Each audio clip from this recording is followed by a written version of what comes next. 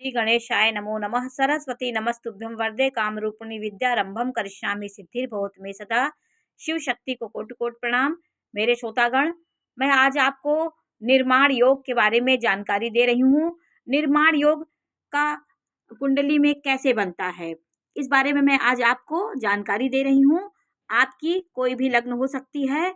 आपका द्वितीय का स्वामी और नवम का स्वामी, जो धन धान्य वाला होता है इसका स्वामी, और नवम का स्वामी, दोनों कहीं साथ में बैठे हों, लाभ स्थान में बैठे हैं और उस पर शुभ ग्रह की दृष्टि पड़ी हो। शुभ ग्रह चंद्रमा भी हो सकता है, यहाँ बृहस्पति, यहाँ शुक्र हो सकता है, यहाँ चंद्रमा हो सकता है। देखिए, शुभ ग्रह की दृष्टि पड़ी है तो शुभ ग्रह तो दोनों है। आपका द्वितीय का स्वामी और नवम का स्वामी दोनों युत होकर बैठे हों, संबंध बनाए हों और उस पर शुभ ग्रह की दृष्टि पड़ रही हो, तो ये योग निर्माण योग कहलाता है। और पंचम भाव में दोनों ग्रहों की दृष्टि पड़ रही है, तो देखिए, ये धर्म भाव होता है, ये लाभ भाव होता है। देखिए, धर्म भाव पे दोनों शुभ ग्रहों की दृष्टि पड़ रही है तो आपकी बुद्धि पवित्र होगी, आप भाग्यशाली होंगे।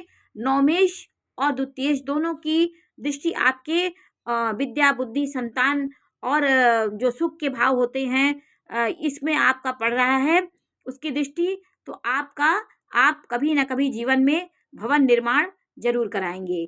तो ये देखिए, कोई भी आपकी लग्न हो सकती है, शुभ ग्रह नवमेश और द्वितीयेश आपके कहीं बैठे हों, उस पर शुभ ग्रह की दृष्टि पड़ रही हो, चंद्रमा की पड़ रही है, वो 6, 8, 12 में ना हो। ये योग विशेष भाव में बनता है।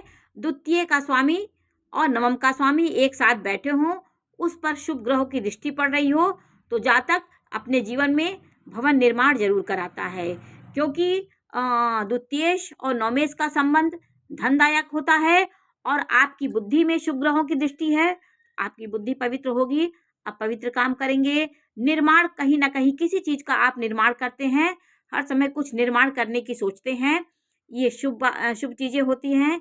सिर्फ मैंने आपको इन योगों के बारे में जानकारी दी है, ये किसी की कुंडली नहीं है।